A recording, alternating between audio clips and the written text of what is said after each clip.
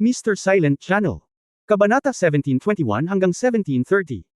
Tumango ang pinuno ng bumbero, oo, hindi kami bagay dito. Kaya, sa lugar na ito lang kami makakapagtago. Gusto na naming umuwi, at gustong-gusto na naming bumalik sa aming tahanan. Kaya, lalo kaming umaasa na matutulungan mo kami. Hindi napigilan ni Aerong na makinig sa audience, pwede bang linawin mo, hindi namin naiintindihan ang sitwasyon mo, paano ka namin matutulungan? Sinabi ng pinuno ng bumbero, syempre. Sinabi ko kaagad. Medyo nasa sabik lang ako, kaya medyo hindi ako maintindihan. Ito ang unang pagkakataon na naramdaman namin ang hininga ng isang super artifact pagkatapos na dumating sa mundong ito, at nakita namin ito sa unang pagkakataon. Ang bukang liwayway ng pag-asa. Kaya, sobrang excited ako.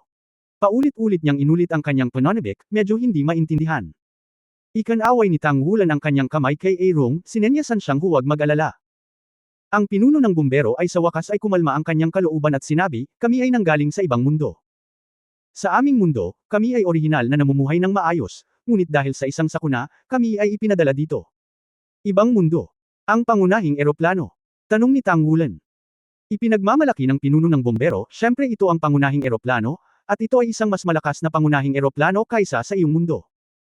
Ang aming mundo ay tinatawag na Blue World, at ang aming pamilya ay tinatawag na Holly Tribe. Holly. Naalala ni Tang Wulan ang pangalan. Ang pinuno ng angka ng Holly ay nagsabi, ang pangalan ko ay Woshan. Isa ako sa mga kontemporaryong pinuno ng angka ng Holly. Sa itaas ko, may ilang mas makapangyarihang mga patriarka. Mayroon ding isang kontinente na tinatawag na Fairy Continent sa Blue World kung saan tayo nakatira. Kung saan, huwag kang magalit. Sa panig natin ng Fairy Continent, ang mga engkanto ay namumuno din. Gayunpaman, ang mga tao sa ating lugar ay mga basalyo lamang ng 2 tribo ng mga diwata at diwata. Nang marinig ito, hindi maiwasan ni Tang Wulan na maging interesado sa ibang mundo na mayroon ding mga tao. Hindi siya nagtanong, ngunit matiyagang nakinig sa Woshan na nasa harapan niya. Nagpatuloy si Wo Tian, ang aming Holly clan ay orihinal na nanirahan sa isang lugar na hindi kalayuan sa Fairy Continent. Ang lugar kung saan kami nakatira ay tinatawag na Chihai, ang Magma Chihai. Ang aming clan ay mayaman sa mga mandirigma, at bawat miyembro ng clan ay may likas na makapangyarihang combat power. Bagamat hindi kami maaaring lumayo sa lugar ng magma. Gayunpaman, hanggat mayroon kaming magma, kami ay halos hindi mahalaga kung gaano tayo kalakas, kahit gaano tayo kalakas na espiritu, kahit gaano tayo kalakas ng magma. Pagsuko. Magkapantay tayo, nakipagkalakalan din tayo sa asul na mundo, bukod sa mahiwagang tribong Zijan, ang ating tribong Holly ay hindi mas mababa sa anumang lahi. Speaking of this, puno ng pride ang boses niya, pride ng sarili niyang ethnic group. Hanggang isang araw, ang aming patriarch ay inanyayahan ng unang halimaw ng angka ng halimaw upang pag-usapan ang mga bagay-bagay. Sa pagkakataong iyon, ang patriarka ay nagpunta ng mahabang panahon bago bumalik. Pagkatapos ay nakatanggap kami ng mensahe. Ang mga kapangyarihan ng angka ng halimaw at ang angka ng mga espiritu sa pamamagitan ng mga kalkulasyon ng stargazing, nakalkula na ang ating French Blue na mundo ay magkakaroon ng sakuna. Ang sakuna na ito ay maaaring humantong sa pagkawasak ng buong mundo. Ito ay maaaring humantong sa pagkawasak ng buong mundo. Puwersa ng buong mundo upang makalaban sa sakuna na ito. Kaya, ang mga dakilang kapangyarihan ng mga halimaw at mga diwata, pag-isahin ang ating tribong Holly, at ang tribo ng Sea Dragon at ang higanteng tribo ng dagat sa walang katapusang asul na dagat, at humingi ng tulong sa mahiwagang tribong Zijan, at pagkatapos ay anyayahan ang berdeng tribo ng berdeng dagat ng buhay na magkasama. Maghanda na sama-samang lumikha ng isang set ng mga artifact para labanan ang paparating na sakuna. Kung gayon nagtagumpay ka ba? Si Xu Xiaoyan, na pinaka-curious, ay hindi maiwasang magtanong. Sinabi ni Wo Tian, tagumpay, syempre, nagtagumpay kami. Halos ay concentrate namin ang lahat ng mapagkukunan ng buong French Blue na mundo at ang Fairy Continent, at sa wakas ay gumawa ng set ng mga artifact, na 7 Divine Beads, na tinawag naming French Blue 7. Divine Orb. Ito ay kinokontrol ng mga kapangyarihan ng lahat ng lahi upang harapin ang paparating na sakuna ng magkasama. Dumating na sa wakas ang sakuna. Ang mga dakilang kapangyarihan ng mga diwata at mga diwata ay hindi nagkamali sa pagkalkula. Kaya lang, ang hindi natin inaasahan, ang sakuna na ito ay magiging napakalubha.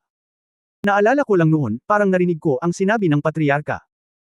Isang magulong agos ng panahon at kalawakan ang nagdala ng isang planeta na mas maliit kaysa sa atin at hinampas ito.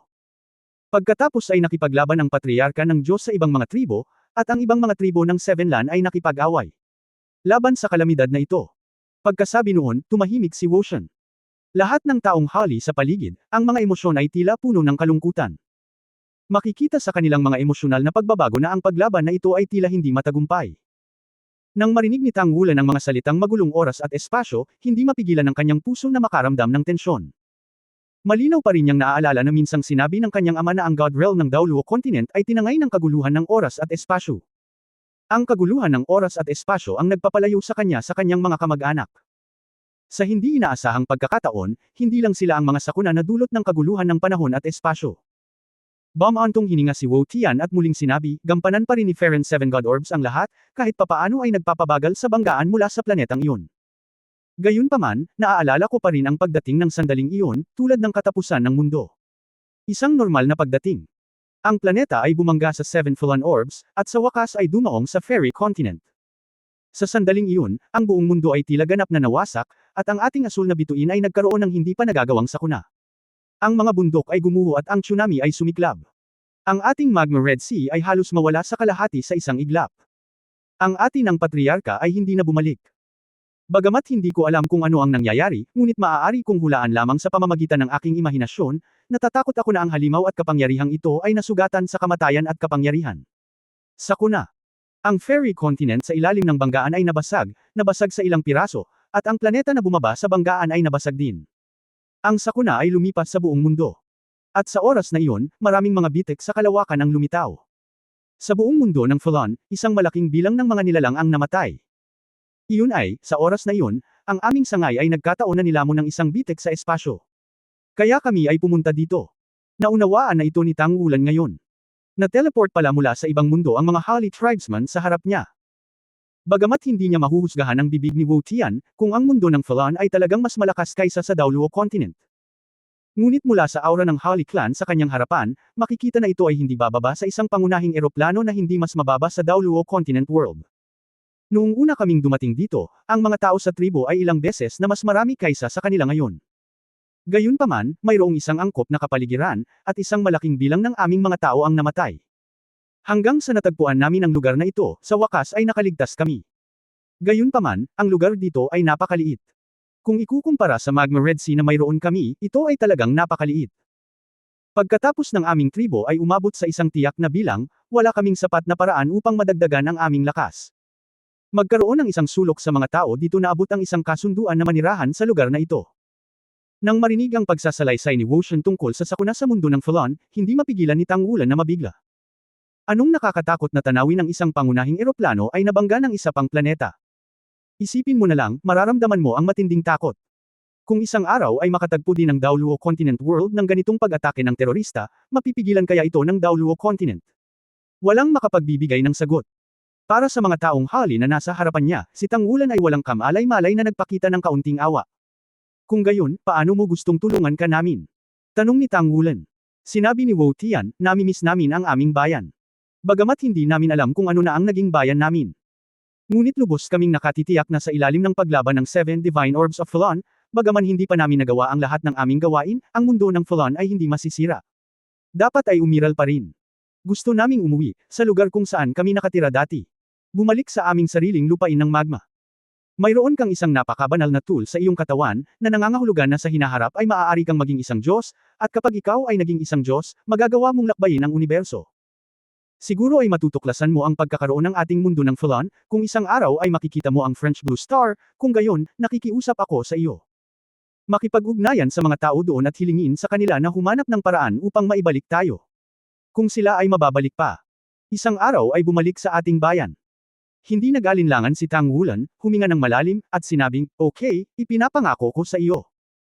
Kung balang araw ay talagang magiging Diyos ako, gagawin ko ang lahat ng aking makakaya upang mahanap ang mundo ng Falon. Kapag nahanap ko ito, tiyak na tutulungan kitang maibalik ang balita. Ngunit ang masasabi ko ay kung maaari ba akong maging Diyos o hindi. Siyempre, iyon ang layunin ko. Hahanapin niya ito, hindi lang para sa Fallen World, kundi pati na rin sa nawawalang God Realm sa Daoluo Continent, at para sa kanyang mga kamag-anak. Gusto niyang maging isang Diyos sa lalong madaling panahon, kung siya ay nagtataglay ng kapangyarihan ng antas ng paninirang puri ng mga Diyos, maaari niyang tapusin ang paghahanap na ito. Tila gamaan ang loob ni Wu Tian. Kasama siya, ang lahat ng tribo ng Wu Li ay yumuko ng bahagya upang batiin si Tang Wulan. Biglang itinaas ni Wu Tian ang kanyang kamay, at isang pulang ilaw ang lumipad patungo kay Tang Wulan. Itinaas ni Tang Wulan ang kanyang kamay upang suluhin ito. Naramdaman ko na lang na napuno ng apoy ang palad ko. Pagtingin niya sa ibaba, nakita niya na ito ay isang nagninangas na pulang hiyas na ipinakita bilang isang octagon. Tila may gintong likidong dumadaloy sa loob ng hiyas. Ito ang tanda ng aking angkan. Kung isang araw, mahahanap mo talaga ang ating mundo, mangyaring dalhin ito sa aking angkan. Maiintindihan ng mga miyembro ng ating angkan. Okay. Pinahahalagahan ni Tang Wulan ang hiyas sa kanyang kamay. Sinabi ni Wu Tian, bilang kapalit, may ibibigay din ako sa iyo. Sa wakas ay hindi napigilan ni Tang Wulan na magtanong, ganyan ka ba nagtitiwala sa akin? Kung tutusin, ang pagiging isang Diyos ay isa pa ring walang kabuluhang bagay para sa akin. Kahit na maging isang Diyos, maaaring hindi ko mahanap ang iyong tahanan. Kaya, ikaw ay hindi ko matatanggap ang regalo ng Marahanabam antong hininga si Wu Tian, ikaw na ang pinaka-promising na tao na nakita ko. Bukod dito, ang ating mga hali ay may flame golden pupils, at hindi tayo kailanman nagkakamali sa mga tao. Nakikita ko ang iyong puso. Taos puso ka. Nangako siyang tutulungan kami. Ito lang ang sinseridad, at sulit ang Reg Along ito. Mangyaring tanggapin ito. Habang nagsasalita, nakipagkamay muli si Woshan. Sa pagkakataong ito isang maliit na kumpol ng apoy ang lumipad palabas. Nang lumipad ang apoy, naramdaman ni Tang Wulan na ang nakapalibot na dagat ng magma ay biglang lumabo, na parang nakaharap siya dito. Isang kumpol ng apoy ang sumuko. Mahirap para sa kanya na ilarawan ang kulay ng apoy. Ito ay apoy na halos maaninag at tila patuloy na nagbabago ng kulay. Ang katawan ay maliwanag na maliwanag, ngunit tila may 7 kulay na patuloy na nagbabago sa loob. Nang lumipad ang apoy sa harap ni Tang Wulan, hindi niya namamalayan na binuksan ang kanyang palad, hinayaan ang apoy na mahulog sa kanyang palad. Ang palad ng kanyang kamay ay biglang sumakit, at si Tang Wulan ay nagulat nang makitang ang apoy ay nakatatak sa palad ng kanyang kanang kamay, ito ay naging isang pag-iral na katulad ng isang tato. Ito ay isang bulaklak ng lotus. Ang base ng lotus ay puti, ngunit sa ibabaw nito ay may 7 talulot ng pula, orange, dilaw, berde, asol, at lila. Ito ang tunay na apoy ng Hali clan natin, ang royal family lang na may purest blood. Originally, I was the next patriarch heir. Sayang lang at napilitan akong pumunta dito. This is part of my true fire. Now I give it to you. With it, after you find my people, they can trust you more. Coupled with the token I gave you, it is enough to let my people know who I am. Maaari ding ilabas ang energy ng mundo mo para himukin ang natal real fire ko. May kakayahan itong sunugin ang lahat. Pero kakainin ito ng husto. May pangalan itong colorful lotus. Kahit sa level ng malaking demonyo. Hindi ako nangangahas na hawakan ito ng madali. Sana makatulong ito sa iyo. Ang nakakapasong init sa palad ni Tang Wulan ay nawala. Kung hindi dahil sa malatato pattern ay hindi niya mararamdaman ang nangyari noon. Pero kitang-kita rin niya na parang may kakaibang enerhiya sa palad niya. Salamat. I will do my best. Sabi ni Tang Wulan sa malalim na boses. Walang kasing dami ng kasiguruhan ang kasing ganda ng pagsusumikap. Since the other party said that he can see his heart, he didn't need to say more.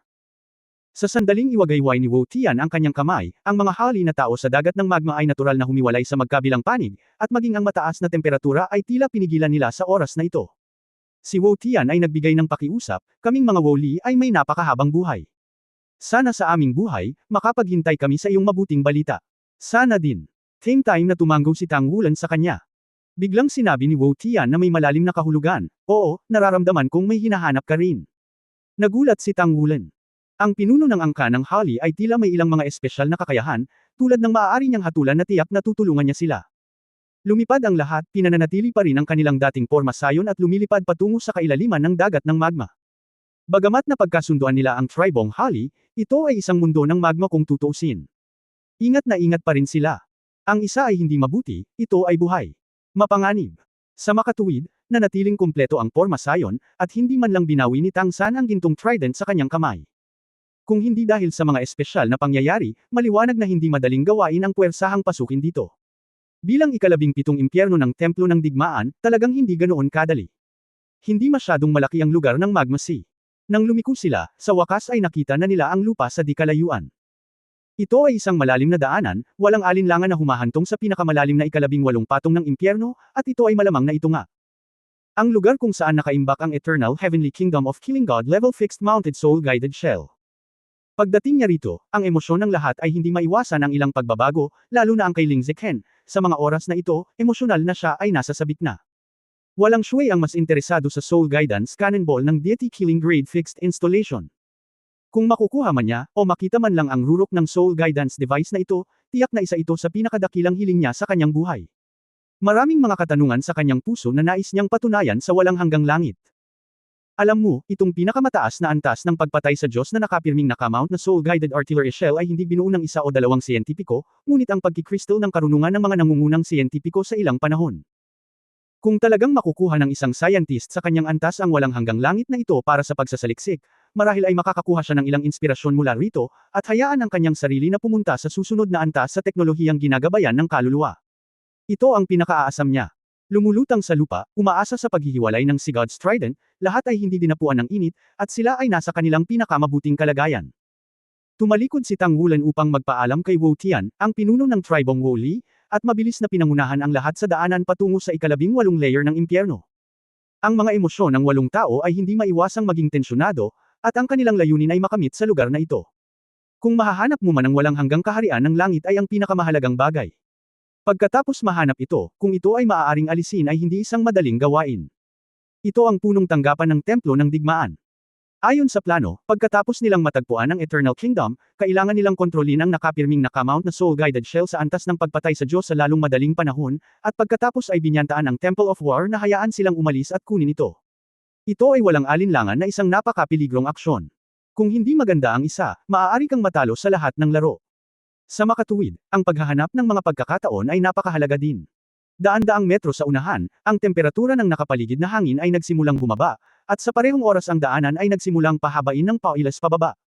Nagsaya ang lahat at inayos ang kanilang estado sa kanilang makakaya. Ang ika-17 at ika-17 patong ng impyerno ay lubos na nagpabatid sa kanila sa kahirapan ng mga huling patong ng templong ito ng digmaan. Pagkatapos, ang ika-18 layer ng impyerno ay walang alinlangan na magiging pinakamahirap. Hindi madaling gawain ang pumasa mula rito. Unti-unting binilisan ni Tang Wulan ang kanyang lakad, tahimik na pinakawalan ang kanyang kapangyarihan sa pag-iisip, dinadama ang lahat ng posibleng paggalaw sa kanyang paligid. Hindi na nakabawi ang Golden Trident. Ang sobrang artifact na ito ay walang alinlangan na ang kanyang pinakamalaking garantiya. Ang isa sa mga napakahalagang dahilan kung bakit siya naglakas loob na dalhin ang lahat dito ay nakaya niyang mag-teleport palayo dito sa bisa ng kanyang koneksyon sa sinaunang puno ng buhay. Iyon ang huling paraan kapag walang alternatibo. Gayunpaman, kung napakaraming tao ang naililipat sa parehong oras, ang pagkonsumo ng enerhiya ng sinaunang puno ng buhay ay magiging napakalaki. Sa makatuwid, maliban kung ito ay isang huling paraan, hindi niya nais na gawin ito. Tulad ng para sa ginintuang Trident, ang sobrang sagradong tool na ito, pagkatapos ng ilang antas ng kanyang koneksyon, nagsimula itong makipag-usap sa kanya. Gamit ang napakasagradong tool na ito, kahit nasa kailaliman ng mundo, siguradong ikokonekta niya ang kanyang espiritual na aura sa malayo. Ang lahat ng mga back player ay ganap na handa. Sa wakas, naging patag ang lupain sa harapan. Tila naging maayos na daan ang lahat. Ngunit ang mga yapot ni Tang Wulan ay puno. Hindi lang siya, kundi malinaw na naramdaman ng iba na tila may malakas na hininga sa harapan niya. Kahit na ang mga paghinga na ito ay medyo pamilyar. Ang mukha ni Tang Wulan ay lumambot, at ang liwanag sa kanyang mga mata ay kumikislap, mag-ingat, lahat. Ngunit nakarating na sila dito, wala silang aatrasan, maaari lamang silang magpatuloy sa pagsulong. Sa wakas, biglang bumukas ang front view, at lumitaw ang isang malaking kuwebo sa gilid ng bundok sa kanilang larangan ng paningin. Ang kuwebo na ito ay napakalaki, malamang na higit sa 100 metro ang taas, at sumasaklaw sa lugar na 10,000 metro kwadrado, tulad ng isang malaking stadium. Sa gitna ng kabundukan, may ganoong lugar, siguradong masasabing napakahusay ng pagkakagawa. Sa paligid ng parisukat na ito sa gilid ng burol, mayroon pa ring umaagos na tubig sa bukal, at maririnig paminsan-minsan ang malinaw na tunog ng pagpatak ng tubig sa bukal. Maraming stalactites ang nakalaylay sa paligid, na nagpapakita ng kakaibang tanawin. Gayunpaman, sa sandaling ito, wala sa mood si Tang Wulan na pahalagahan ang lahat sa paligid niya. Nang makita ng lahat sa Shrek ang mga taong nakatayo sa napakalaking natural na parisukat na ito, ang kanilang mga kutis ay naging napakapangit. Kahit na sa karaniwang kawalang ingat at malakas na presensya ni Aerung, ang kanyang mukha ay nagbago ng husto sa oras na ito. Sa gitna ng malawak na plaza, may ilang taong nakatayo. Ang bilang ng mga tao ay tila maliit, ngunit ang kahulugan ng mga taong ito ay talagang hindi katanggap-tanggap sa lahat ng tao sa Shrek. Napangiti si Chenggu Dongfeng at tinitigan si Tang Wulan ng buong dibdib. Ang kanyang nakangiting hitsura ay hindi maipaliwanag sa mga mata ng lahat sa Shrek. Sa panig ni Chenggu Dongfeng, mayroong higit sa 100 malalakas na lalaki na nakita ng karamihan sa Shrek. Kabilang sa mga ito ay ang pagkakaroon ng mga pumunta sa Shrek upang agawin ang pinagmulan ng mga estudyante. Bilang karagdagan sa extreme dauluo ng Chenggu Dongfeng, ang kanyang ama, ang master ng Spirit Pagoda ng nakaraang henerasyon, ay naroon din, ito ay isang quasi-god level na pag-iral. Nahigitan ng naturang lineup ang mga tao sa nakaraang Temple of War. Sa oras na ito, wala sa mga Diyos ng digmaan sa Temple of War God ang lumitaw, tanging ang maraming powerhouses ng spirit spreading pagoda. Pagkatapos ng maikling paghinto, dahan-daang humakbang si Tang Wulan at naglakad patungo sa direksyon ng walang hanggang silangan na hangin, at natural na sinundan siya ng kanyang mga kaibigan. Papa. Tumingin si Chenggu Dongfeng sa mga mata ni Tang Wulan na puno ng paghanga, tila hindi ito peke, na parang taos puso siyang humahanga sa kanya. Tang Sect Master, sa tuwing makikita-kita, hahangaan mo ako. This time is no exception. Ang bilis ng iyong paglaki, kahit sa palagay ko, ay napakaganda. Talagang karapat-dapat kang mapili ng Shrek Academy. Sa buong kasaysayan ng Shrek, tuwing may problema si Shrek, palaging may mga henyo. Walang exception ang henerasyong ito. Ang dating Great Sky Daoluo ay isa ng henerasyon ng pagmamataas, na nakakuha ng atensyon ng mundo. Siya ang naging numero 1 powerhouse ngayon, at walang makakatalo sa kanya. Sa wakas, siya ay namatay at ang buong Shrek City ay nasira. Ngunit siya ay nagpakita muli. Kayong mga lalaki. Ang bagong henerasyon ng Shrek 7 Devils ay karapat-dapat sa pangalan nito, kahit na mas malakas pa kayo sa panahong ito, mas malakas pa nga kayo kaysa sa nakaraang henerasyon. Sa inyo, natatakot ako na higit sa kalahati sa kanila ay may posibilidad na makamit ang limit Daoluo, gayunpaman, kung ito ang kaso, paano tayo makakaligtas sa Spirit Pagoda? Sa pagsasalita tungkol dito, napabuntong hininga si Chenggu Dongfeng, kung may mapagpipilian, ayoko talagang maging kalaban ang mga henyo na tulad mo. Napakaswerte talaga ni Shrek. Kung ikaw ay bahagi ng aming spirit spreading pagoda, iyan ay mahusay. Ang matanda ay maaari ding magretiro ng maaga at ituloy ang gusto kong ituloy. Walang pakialam na sinabi ni Tang Wulan, ang master ng sinaunang pagoda ay gumugol ng napakatagal na oras sa paghihintay dito, para lang bang sabihin ang mga cool na bagay na ito. Bahagyang ngumiti si Chenggu Dongfeng, syempre hindi. Ipinakikita ko lang ang aking sinseridad. Kung handa ang lahat na isuko ang kanilang pagkakakilanlan ng Shrek at Tang Sect at mangako ng katapatan sa ating spirit spreading pagoda. Kung gayon ang spirit spreading pagoda ay tiyak na magbibigay sa iyo ng sapat na paggamot. Tiyak na masisiyahan ka nito. Ano man ang mga nakaraang reklamo. Ngumiti si Tang Wulan, walang sinabing tumanggi. Napabuntong hininga si Chenggu Dongfeng at sinabing, alam ko, imposible. Ang mga panauhin ang laging mabaho at matigas ang ulo. Sayang lang para sa iyo.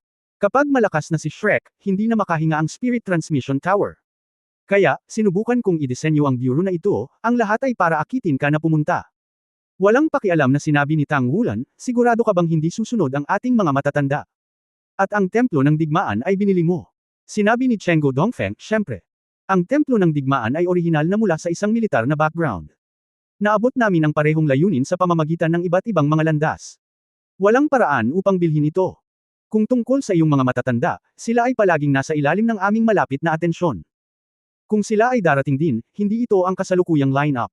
At hindi sila kikilos ng padalos-dalos upang sakupin ang Tang Sect at dalawa sa akademya. Siyempre, ang isa o dalawang Shrek ay magdadala sa iyo ng orihinal na academy. Extreme Duloos, baka mas magulo ito, pero ngayon, parang may tiwala ka sa sarili mo. Magiging masigla ka kapag bata ka, at malamang na magkamali ka kapag masigla ka. Gayunpaman, may ilang mga pagkakamali, ngunit walang paraan upang gawin itong muli, hindi ba? Tang Sect Master. Bahagyang ipinikit ni Tang Wulan ang kanyang mga mata, sigurado ka na kaya mo kaming panatilihin. Sinabi ni Chenggu Dongfeng, 18 antas ng impyerno ang hindi pa nauurong. Ang lugar na ito ay ganap na nakakandado. Kahit na mayroon kang napakapangit na kakayahan, maliban kung ikaw ay isang tunay na Diyos, imposibleng umalis sa lugar na ito. Tang Sect Master, mayroon ka pang huling pagkakataon na pumili. Shrek at Tang Sect, nang walang gulugod ng iyong henerasyon. Ngunit naniniwala akong hindi na sila makakaasa sa iyong henerasyon. Maliwanag, hindi lang ikaw ang kinakatawan, kundi pati na rin ang lahat ng mga kasosyo sa paligid mo ang iyong desisyon ay hindi lamang nauugnay sa iyong buhay at kamatayan, kundi pati na rin sa kanila. Huminto si Chenggu sa unang dalawang hakbang at lumapit kay Chenggu Dongfeng, well, walang dapat ipagmalaki. Hindi kailanman sumuko si Shrek. Gawin natin ito. Kunin sila at kunin ang mga espiritu. Alisin ang mga espiritu, pagkatapos ay ipadala ito pabalik sa Shrek Academy. Para mapanatili silang buhay, ito ang ipinangako natin kay Chen Xinji. Oo, ama. Tumango si Chenggu Dongfeng. Sa susunod na sandali, ang aura mula sa Panlonggan Fighting Heaven and Earth ay biglang sumambulat mula sa mag-ama. Ang dalawang Extreme Daoluo ay walang alinlangan ang ganap na pangunahing puwersa sa labanan ngayon. Sa mga tuntunin ng bilang ng mga tao, ang Spirit Spreading Pagoda side ay nadobol man lang kaysa sa panig ni Shrek. Ang Shrek 7 monsters ay nawawala sina Ye Xinglan at Shu Lizhi, at ang kanilang lakas ay nabawasan ng malaking halaga. Sunod-sunod na laban ang pinagdaanan nila noon. Ang mga kalakasan at kahinaan ay natural na halata. Little Junior Brother, pagkatapos kong maghiwalay, mauna ka na. Lumabas ang isang room, agad na namamaga ang kanyang katawan. Siya ay isang walang kamali-mali na gininto ang katawan, at sa mga tuntunin ng patuloy na kakayahan sa pakikipaglaban at kapangyarihan sa pagtatanggol, tiyak na siya ang pinakamalakas sa lahat ng nasa eksena. Nang makita niya ang mga taong ito sa harapan niya, nakapagdesisyon na si Airong, gaano man kalakas ang depensa sa gilid ng bundok, umaasa sa lakas ni Tang Wulan, may pagkakataon pa rin. At malabo rin niyang alam ang relasyon ni Tang Wulan at ng sinaunang puno ng buhay. Ang kailangan niya ay lumikha ng mga pagkakataon para sa lahat na umalis. Sa sandaling ito, isang malakas at walang kapantay na hininga, puno ng walang katapusang pagmamataas, ligaw, at paggalang sa sarili, ang bumangon mula sa kanyang likuran. Ang aura ng digmaan sa pagitan ng langit at lupa sa Chenggu Daiteng at Chenggu Dongfeng mag-ama ay sapat na kahanga-hanga. Ngunit nang lumitaw ang paggalang sa sarili na aura ni Tang Wulan, hindi niya alam kung bakit, ang Coiling Dragon na damaykit sa kanilang mga kamay ay nagsimulang manginig ng hindi mapigilan, na parang natatakot. Sina Chenggu Daiteng at Chenggu Dongfeng ay hindi maiwasang mapatingin sa isa't isa. Ang hininga at lakas ay magkaugnay, ngunit hindi ganap. Pagkatapos ng bawat kaluluwa master ay nilinang sa isang tiyak na antas, siya ay magkakaroon ng kanyang sariling isip, at ang lakas ng isip na ito ay matukoy ang lakas ng kaluluwa master kanyang sarili. Kung mas malakas ang soul master, mas malakas ang isip. Ngunit sa sandaling ito, ang ideya na lumitaw sa katawan ni Tang Wulan ay naging katulad ng mga taktika ng sinaunang pamilya na nakikipaglaban sa langit at lupa, at ito ay ganap na nasa itaas nila. Alam mo, bilang isang maladyos na pagjeta ay nagpractice na ng taktikang ito sa sukdulan, ano ang ibig sabihin na ang aura sa katawan ni Tang Wulan ay nasa itaas pa rin niya. Nangangahulugan ito na sa sandaling ito, ang kanyang hininga ay nalampasan ng maladyos, at ito ay malapit na ng walang katapusan, maging ang aura ng mga Diyos. Paano ito posible? Hindi siya extreme Daoluo. Ang pagpigil na ito ay napigilan ng dalawang extreme Daoluo halos agad-agad, at pinigilan ng panlong stick na orihinal nilang binalak na ilipat. Tinapik ni Tang Wulan ang balikat ni Airong at lumabas mula sa likuran niya. Sa sandaling ito, ang mga mata na tumingin kay Tang Wulan ay naging labis na sabik, dahil ang aura na ipinahayag ni Tang Wulan ay kung ano mismo ang kanyang hinahabol sa loob ng maraming taon. Kung kaya rin niyang taglayin ang ganitong antas ng aura, marahil ay posible talagang maabot ang limitasyon ng antas ng Daoluo. Ito ang pag-iral na higit niyang inaalala. Saan nanggaling ang hininga mo? Naiinip na tanong ni Chenggu. Saan ito nanggaling? Sa isip ni Tang Wulan, isang figure ang lumitaw. Ang figure na ito ay kabilang sa isa sa tatlong kalaban na hinarap ng kanyang ama sa ikatlong pagsubok ng Sigod Trident. Malinaw na naalala ni Tang Wulan na ang figure ay labis na ipinagmamalaki, ako lamang ang nag-iisa, at siya ay may hawak na mahabang stick sa kanyang kamay. Nakatayo lang doon, may pakiramdam na nagpatalo dito ang langit at lupa. Sa ilalim ng pagpapasigla ni Yutian Daoluo Guanyo, nagkaroon siya ng mas malalim na pag-unawa sa tatlong naiisip na nanatili sa kanyang puso nang makita niya ang tatlong tao sa simula. Alam ni Tang Wulan na ito talaga ang kanyang ama na sadyang gumabay sa kanyang espiritual na mundo sa tulong ng orihinal na koneksyon sa isa't isa. Bagamat walang oras si Tang San para magpaliwanag sa kanya noong panahong iyon, ang tatlong kaharian na ito ay ganap na antas ng Diyos na mga aura, at ang tulong kay Tang Wulan ay hindi mahahalata sa mga araw na ito. Hanggang sa nakilala niya si Yutian Daoluo, ang pangunawang ito ay biglang naunawaan, at natural niyang nagagamit ang tatlong aura na ito sa sarili niyang labanan. Bagamat kakabisado lang niya, hindi pa niya ito ganap na ginawang ipinagbabawal na pamamaraan ng kanyang Dragon Emperor, ngunit ang hininga lamang ay sapat na upang mabigla ang walang hanggang mag-ama na si Daiteng. Sa pagsakop sa mga edad, gaya ng naramdaman ni Daiteng, ang tatlong aura na itinatak ni Tang Wulan sa dagat ng espiritu sa simula ay nasa antas ng Diyos. Higit pa rito, paanong isang ordinaryong Diyos ang magagawang apihin ang kataas-taasang Diyos na si Tang San sa ganoong lawak? Malamang na lahat sila ay mga powerhouse sa antas ng hari ng Diyos. Sa makatuwid, kahit na ito ay isang pag-iisip lamang, nang si Tang Wulan ay tunay na naunawaan ito, ang tulong sa kanya ay tiyak na wala sa lakas. Ang mas mahalaga ay ang antas. Tulad ng dati niyang ginawang pagbabawal sa buhay at kamatayan, si Dragon Emperor Chong, kung sukdulan ng pagsasanay mo, ito ay isang mahiwagang kasanayan. Hindi mababa sa mahiwagang kasanayan ng hindi tiyak na bagyo. Sa sandaling ito, tila sumusuko na siya sa langit at lupa, at naisip na niya ang unang kalahati ng formula na ito ay tinatawag na bawal na langit at lupa. Tulad ng para sa huli, higit na pangunawa at patuloy na mga pagtatangka ang kailangan upang tuluyang makumplito ito. Sa tingin mo ba talaga nanalo ka? Nakangiting sabi ni Tang Wulan. Sa itsura niya, mukhang hindi siya nahulog sa bitag at malapit ng mamatay. Kumikislap ang mga mata ni Chenggu Dongfeng, walang kabuluhan ng pag-antala ng oras. Kahit na ang templo ng digmaan ay hindi lumahok sa labanang ito. Hinding-hindi ka makakaalis dito. Isang hininga lang, hindi ka talaga ultimate Daoluo. Kung ikaw talaga. Ang limitasyon ng tagumpay ay maaaring isa pang ulap sa hinaharap, ngunit sa kasamaang palad, kung tutuusin, napakabata mo pa. Marahan na bamantong hininga si Tang Wulan, oo, napakabata ko pa. Gayunpaman, ang pagiging bata ay hindi nangangahulugan na ang aking pag-iisip ay tiyak na magiging bata pa.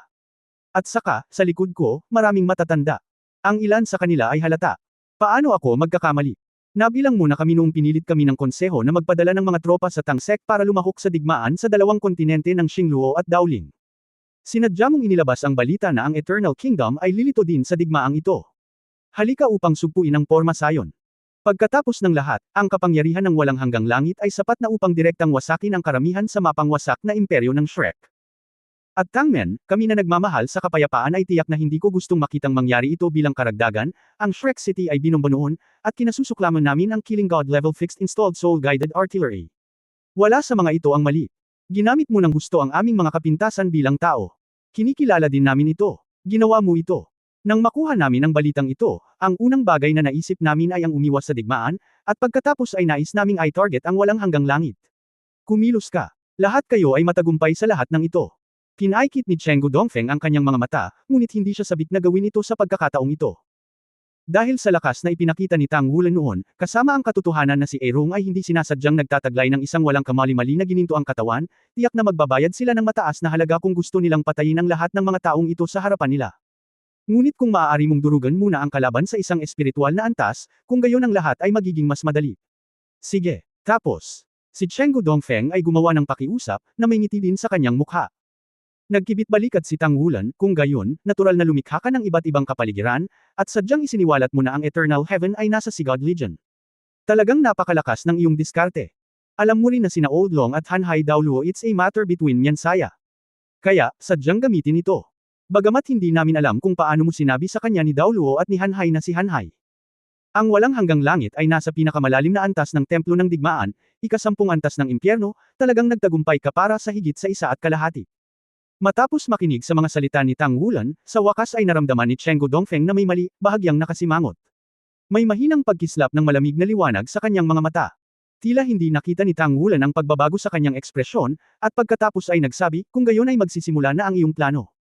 Ang lahat ay talagang para sa layunin ng paglikha ng isang walang hanggang kaharian sa templo ng digmaan, at ang mga depensa dito ay malakas. Bagamat hindi ka sigurado kung anong paraan ang ating gagamitin upang makuha ang walang hanggang langit, ang walang hanggang langit ay may hindi mapigil ang atraksyon sa atin, kaya naniniwala ka na tayo ay darating sa lahat ng paraan.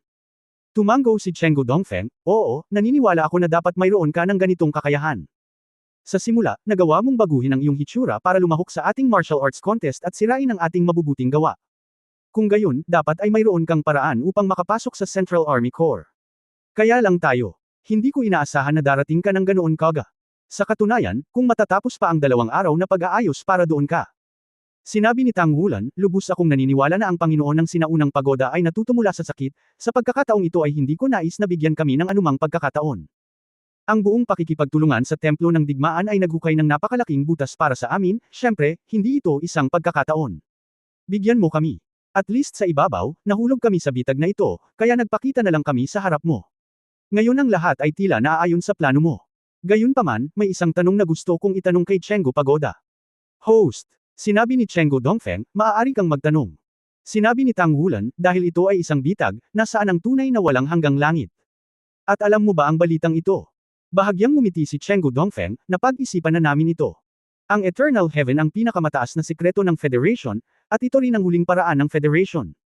Kahit na hindi namin talaga alam kung nasaan talaga ang Eternal Heaven. Kaya, kahit na ito ay isang plano. Lick, wala kang anumang pagkakataon na samantalahin ito. Sinabi niya ito ng napaka-positibo, at ito mismo ang susi sa kanyang hindi magagapi sa kanyang plano. Pinaalalahanan na niya ang Federation na tiyak na sasalakayin ng Shrek at Tangsek ang Eternal Heaven, at hiniling sa matataas na opisyal ng Federation Military na pangalagaan mabuti ang Eternal Heaven. Pagkatapos ay sinamantala niya ang pagkakaroon ng walang hanggang langit upang kalkulahin si Tang Wulan at ang iba pa. Nagpatuloy si Tang Wulan sa pagtatanong, kung gayon, hindi mo alam, at imposibleng walang nakakaalam sa buong Federation. Palaging may mga tagaloob, di ba? Ang walang hanggang silangan na hangin ay natigilan saglit. Siyempre, magkakaroon ng mga tagaloob, kung hindi, paano magpapakilos ang Federation sa walang hanggang kaharian ng langit? Tanging ang ganap na tuktok ng militar ang maaaring malaman ng mga lawi ng tunay na lokasyon ng imbakan ng Eternal Kingdom. At tiyak na binabantayan ito ng husto. Gayunpaman, ano ang ibig sabihin ni Tang Wulan sa pagtatanong sa pangungusap na ito? Nang makita siyang tahimik, nagpatuloy si Tang Wulan, syempre may nakakaalam, di ba? At ito ang ganap na nangunguna sa militar. Pinuno. Ang pinakatapat na tagapagsalita ng Federation. Bueno, bagaman walang gaanong nakakaalam, sa tingin ko, dapat may ipaalam. Sa wakas ay nagsimulang makaramdam ng kaunting pagkabalisa si Chenggu Dongfeng, sino ang tinutukoy mo? Ngumiti si Tang Wulan at sinabing, natural na ito ang ginamit mo. Ito rin ang hinikayat mo. Si Chenggu Dongfeng ay natigilan saglit, ngunit hindi ito naintindihan ng ilang sandali. Si Chen Xinji ang ibig mong sabihin. Naunawaan ni Chenggu Daitang na nasa tabi niya, at sinabing may tame time na ekspresyon. Sinabi ni Tang Wulan, syempre ito ay nasa ilalim ng korona ni Hanhai Daoluo. Bilang commander ng tatlong hukbo, siya rin ang ganap na mataas na antas ng militar, ang pinuno ng Templo ng Digmaan, ang commander ng Sea God Legion, walang mas karapat-dapat na malaman kung nasaan ang Eternal Heaven. Oo, tama ba?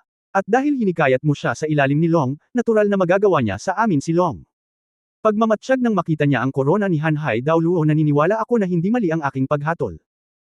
Walang hanggang tumigil at walang pakialam na nagsabi, sinisikap mo bang sabihin sa akin na ang isang extreme Daoluo na pinapahalagahan ng Shinyo ng higit pa sa buhay ay magsisisi, pagtataksil, at nanganganib sa masamang pananampalataya upang kunin ang pinakamataas na lihim ng Federation at ang walang hanggang kaharian ng langit?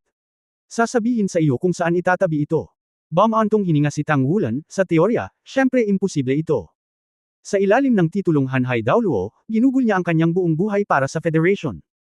Kahit na sa kanyang sariling damdamin. Hakbang-hakbang, siya ay naging nangungunang ilang ngayon. Isa sa mga nabubuhay ay ang Panginoon ng Templo ng Diyos ng Digmaan. Nasa kanya ang kanyang pagtitiyaga at kaluwalhatian, at mayroon siyang walang kapantay na kaluwalhatian. Para sa kanya, kung ano talaga ang pangako niya sa iyo, Shinyo. Kaya syempre, nilinlang niya si Elder Long. Gayunpaman, may isang bagay na hindi mo pa rin napapansin. Iyon ay, ang buhay ay dating mahalaga, at ang pag-ibig ay mas mahal. Kapag ang panloob na pag-ibig ay umabot sa isang tiyak na antas, malalagpasan din ito ang buhay. Kahit na malalampasan ang pangako. Maging iba, ang mga tao ay desperado. Kaya't minamaliit mo ang posisyon ni Lao Long sa puso ni Lao Chen. Minamaliit mo pa ang pag-uusap sa pagitan nila. Sa wakas ay nagbago ang mukha ni na Chenggu Daiteng at Chenggu Dongfeng. Ngumiti ng walang pakialam si Tang Wulan, kung hindi ako nagkamali ng hula, ngayon ang dalawang korona ni na Ruthless Daoluo at Amorous Daoluo ay nakakuha na ng tunay na walang hanggang langit. Alam kong hinuranggan mo ang lahat ng komunikasyon dito. Mas mabuting maging ganito. Magpadala ka ng soul guide sa iyong Spirit Transmission Tower Headquarters para makita kung may bisita mula sa dalawang koronang ito. Sa sandaling lumabas ang mga salitang ito, hindi lang si Chenggu Daiding at Chenggu Dongfeng, ngunit ang lahat ng mga powerhouse ng tower na dumadaan sa espiritu ay nawalan ng kulay, at maging sa panig ng Shrek Academy, ang mga mukha ng lahat ay puno ng pagtataka. Ano ito? Ano nga ba ang nangyari? Lumingon din si Airung at tumingin kay Tang Wulan na tulala. Si Tang Wulan ay hindi pumunta upang makita ang kanyang mga kaibigan, ngunit tumingin sa maraming espiritu passing tower powerhouses sa tapat ng isang ngiti. Ang silangang hangin ng mga kapanahunan ay tumingin sa mga kapanahunan at huminto. Nag-alinlangan lang sandali si Chenggu Daiteng, at agad na sinabing, mag-away kayo. Binuksan ni Chenggu Dongfeng ang kanyang soul communicator, may espesyal na signal ang kanyang communicator, at tinalakay niya ito sa Temple of War. Kaagad na idle ang komunikasyon sa punong tanggapan ng Lingling Tower. Ang Soul Guidance Communication ay halos agad na nakonekta, at isang pamilyar na boses ang nagmula sa kabilang panig na naging dahilan upang ang walang hanggang hangin ay halos kumukulog. Brother Chenggu, huwag kang hindi masaktan. Ang nakababatang kapatid na si Zhang Xin ay magalang. Oo, mula sa kabilang panig ng Soul Guidance Communication, boses iyon ni Amorous Daoluo Zhang Xin. Ang Tangsek Contemporary Daoluo Hall Deputy Master, ang powerhouse ng Extreme Daoluo ay walang alinlangan na nasa punong tanggapan ng Spirit Spreading Pagoda. Zhang Xin. Ang boses ni Chenggu Dongfeng ay biglang naging sobrang lamig. Bahagyang ngumiti si Zhang Xin, matagal ko nang nakita si Brother Chenggu at talagang namiss ko ito. Kaya espesyal na binisita ko si Old Cow. Pero hindi ko inaasahan na wala si Brother Chenggu. Dumating kami sa pagkakataong ito at nagdala ng maliliit na regalo kay Brother Chenggu. Oh, maaari itong ituring na regalo sa spiritual pagoda. I don't Kamengo is your brother, I don't know is your brother, ano ang Reg Along dala natin? Isang galit na boses ang biglang dumating mula sa kabilang banda, Kai, bumalik ka kaagad. Sila, hindi nila alam kung paano makukuha ang walang hanggang langit, tiyak na ito ang tunay na walang hanggang langit. Bumalik ka at iligtas mo ako. Ang tinig ni Chenggu Zhangting ay nagsabi sa wakas, ito ay halos mag-hysterical. Walang sino man ang hindi natatakot sa kamatayan. Kung mas malakas ang kanilang paglilinang, mas mahalaga ang kanilang buhay, dahil ang kanilang buhay ay mas mahaba kaysa sa mga ordinaryong tao. Kapag namatay, wala na ang lahat.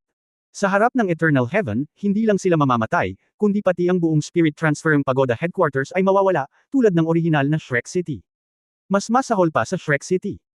Sa anumang kaso, mayroon pa ring mga estudyante sa Shrek Academy na nakaligtas, ngunit ang kapangyarihan ng walang hanggang langit, pabayaan ang itaas ng lupa, kahit na ito ay 1 kilometro sa ibaba ng lupa, natatakot ako na ito ay bambahin at malinaw. Walang natitirang buto. Zhang Xin, maglakas loob ka. Huwag kalimutan, ang iyong mga tao ay nasa aking mga kamay pa rin. Sila Tang Wulan ay narito pa rin. Ibigay ang walang hanggang langit sa aking anak, at hahayaan kong umalis ang iyong mga tao. Chenggu Dongfeng kahit gaano katanda at maanghang, medyo nadidismaya na siya ngayon. Lahat ng mesensi ng binalak, sa oras na ito, nagkaroon ng napakalaking pagbabago, hindi niya matanggap mula sa puso. Marahan na bamantong hininga si Zhang Xin, Brother Chenggu, bakit hindi mo naisip ang sitwasyon? Dahil sinabi na sa amin ni Han Haimian kung saan nakaimbak ang tunay na walang hanggang langit at tinulungan kaming makuha ito, sa palagay mo ba ay nasa kanyang lupain ito? Halika, ano ang maaari mong gawin kay Wulan at sa iba pa? Mula sa simula hanggang sa wakas, sa pagkakataong ito, ang aming mga pangangailangan ay hindi mo lang talaga nailipat ang pera mo. Sa Tang Sect. Sa sandaling ito, sa ika-18 impyerno ng God of War Temple, isang sinag ng liwanag ang nahulog mula sa langit at damapo sa gitna. Lumitaw din ang isang figure. Ang bisita ay nakasuot ng isang napakasimpleng damit, na parang kasuotan noong panahon na walang gabay ng kaluluwa. Ang isang pilak na buhok ay nagsuklay pa rin ng maingat, na nagpapakita ng kanyang mga kinakailangan para sa kanyang sarili. Sa likod ng kanyang mga kamay, mayroong isang komplikadong kulay sa pagitan ng kanyang mga kilay. Nang makita ang taong ito, hindi mapigilan ng mga edad na umungol, Shen Xinji. Tama, ang tao dito ay ang master ng kontemporaryong templo ng digmaan, ang commander ng Sigod Legion, Extreme Daoluo, Quasi-God, at Hanhai Daoluo Chen Xinji. Nang makita ang lahat na naroroon, napabuntong hininga si Chen Xinji, paumanhin, kapatid na Diting, ikinalulungkot ko ito. Gayunpaman, nabuhay ako para sa pamilya sa buong buhay ko, para sa kaluwalhatian, para sa templo ng digmaan, at para sa pakiramdam ng tagumpay. Ngunit tanungin mo ang iyong sarili, marami pa akong pinagsisisihan na mga tao. Lalo na siya. Ipinasa ko na ang aking pagbibitiw sa parliament. Nagbitiw ako sa lahat ng posisyon. Mula ngayon, wala na akong kinalaman sa templo ng digmaan, at walang kinalaman sa militar. Isa akong ordinaryong spirit master. Susunod, pupunta ako kay Shrek at sa tabi niya. Mula nang palihim kong sinabi sa kanya ang totoo, ang orihinal na Chen Xinji ay patay na. Ang natitira sa kanyang buhay, wala na sa buhay niya, sa kanyang kinabukasan na lang. Hayaan mo ako, magiging kasing tanda ko na ito. Pagkasabi nito, nagbigay ng matinding paggalang si Chen Xinji sa ama at anak ni Chenggu Daiteng. May malalim na paghingi ng tawad sa kanyang mga mata. Hindi napigilan ni Chenggu Dongfeng na sabihin, Hall Master, paano ka magiging ganito? Alam mo ba na ito ay isang pagkakanulo sa buong Federation, at ikaw ay isang makasalanan ng buong Federation? Walang pakialam na sinabi ni Chen Xinji, walang halaga ito kumpara sa mga kasalanang ginawa ko sa kanya noong una. Sabi ko, patay na ang dating Chen Xinji. Susundin ko kung ano ang gustong gawin sa akin ng Federation. Sa Temple of War, sino ang gustong kung gusto mo akong parusahan, gawin mo na lang sa akin. Pero, para sa kanya, lalaban ako, dahil kailangan kong bumalik sa kanya at gamitin ko ang natitirang bahagi ng buhay ko para bumawi ng ikasampung bahagi ng buhay ko. Siya ay baliw. Galit na umungal si Chenggu Dingting. Shen Xinji, kahit papaano hindi ka na makialam sa mga pangyayari sa pagitan namin ni Shrek. Ito na ang tanging inaasahan sa kanyang puso. Ang tanging pagkakataon para sa isang pagbabalik ngayon ay gawin ang lahat ng posible upang ibagsak ang lahat ng mga tao ng Shrek dito. Imposible yun. Hindi mo ba naiintindihan? May narinig pang boses. Ang isa pang figure ay bumaba mula sa langit at lumapag sa tabi ng Hanhai Daoluo Chen Xinji. Hindi ba ito ang Yutian Daoluo Guanyu? Guanyu, kahit ikaw. Nanlaki ang mga mata ni Chenggu Diting.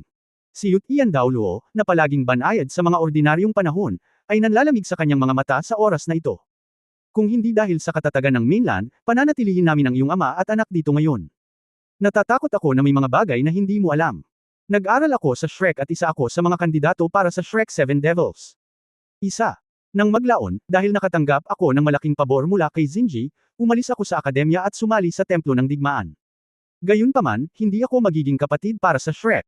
Gayunpaman, hindi ako magiging kapatid para sa Shrek. Kawalan ng tiyak na ebidensya, ngayon, hindi mo na naisin na umalis dito.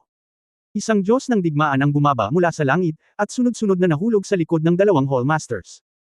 Talagang naramdaman ni Chenggu Dongfeng na nababaliw na siya sa oras na ito, dahil masyadong matalino ang tinatawag na mga organo. Sa anumang kaso, hindi niya inaasahan na ito pala ang magiging resulta sa kanyang harapan. Kayo, kahit na kayong mga may hawak na sahod na federal at sinanay ng Federation, ay nais ding ipagkanulo ang Federation para tulungan ang dalawang taksil na ito. Medyo nag-alinlangan na si Chenggu Dongfeng. Dahan-daang lumapit si Haori Daoluo kay Guanyu bilang punong Diyos ng digmaan, at sinabing, ang guro ng bulwagan ay ang aking guro. Pagkasabi niyon, huminto siya saglit at tumingin kay Chenggu Dongfeng na may halong paghamak. Higit pa, ang ginagawa natin ay pagtataksil sa Federation. Natatakot ako na hindi naman talaga. Ang ambisyon ng iyong ama at anak na lobo na anak, ang kumakalat na Spirit Tower ay umuunlad ng ligaw, lihim na nagsasanay ng pribadong hukbo, na ang mga Federation Traidor ay hindi kinakailangan sa mga kamay ng Shrek sa Shrek. Marahil ito ang pinakamahusay na pagpipilian, ang militar mismo ay dapat ding ayusin, at ang parlamento ay hindi dapat kontrolin ng mga karera. Kapag ang mga bagay ay umunlad sa puntong ito, ang mag-ama sa paglipas ng panahon ay nawala ang lahat ng iniisip. Ngayon lang nila naiintindihan na ang sarili nilang mga taktika ay nasa kalkulasyon ng iba. Komplikado pa rin ang tingin ni Chen Xinji. Tumingin siya kay Tang Wulan at sinabing, Tang Sect Master, pabayaan mo na sila. After all, I'm sorry for them. This is my last wish. Mamaya, kakausapin kita. Balik sa Shrek Academy together, ano sa tingin mo? Okay, tulad ng sinabi ng Hallmaster. Magalang na sabi ni Tang Wulan. Sa pagkakataong ito, masasabing ang tunay na tagumpay ay hindi dinala ni Tang Wulan, ni hindi rin ito dinala ni Amorous Daoluo o Ruthless Daoluo. Ito ay maliwanag at madilim na Daoluo Longyeo. Noong araw na iyon, sinabi ni Chen Xinji kay Longyeo na noong ang Eternal Kingdom ay nasa 18 antas ng impyerno, nakipag-usap talaga siya sa Spirit Spreading Pagoda. Mahirap para sa Temple of War God na tanggihan ang mga bagay na ibinibigay ng Spirit Spreading Pagoda sa Temple of War. Kahit sa oras na iyon, ang puso ni Chen Xinji ay medyo nabaluktot. Ang pagtanggi ni Longyeo ay medyo nagalit sa kanya, at talagang gusto niyang simulan ang digmaang ito. Gayunpaman, nang malapit nang umalis si Longyeo sa araw na iyon, sinabi niya sa kanya na nagkaroon na siya ng kanyang mga anak, kaya magpapakasal siya sa iba. Ang puso ni Chen Xinji ay tila tinusok ng isang matalim na espada. Sa katunayan, sinabi sa kanya ni Longyeo ang dalawang bagay. Minsan ay nagkaroon siya ng kanilang anak, at namatay ang bata, kaya labis niyang kinasusuklaman ito. Isa pa, bagamat nagpakasal na siya sa iba, hindi niya ito pinagtaksilan. Sa loob ng mahigit 100 taon, may isang lalaking katulad niya. Sa oras na iyon, ang mood ni Chen Xinji ay sobrang komplikado, at ito ay isang uri ng sakit na lubos na nasaroon ng loob. Lahat ng kawalang kabaitan ni Longyeo, ay ipinaliwanag ng malinaw sa sandaling iyon, at hindi na kailangang ipaliwanag ang anuman. Noon lang naintindihan ni Chen Xinji kung magkano ang utang niya sa kanya.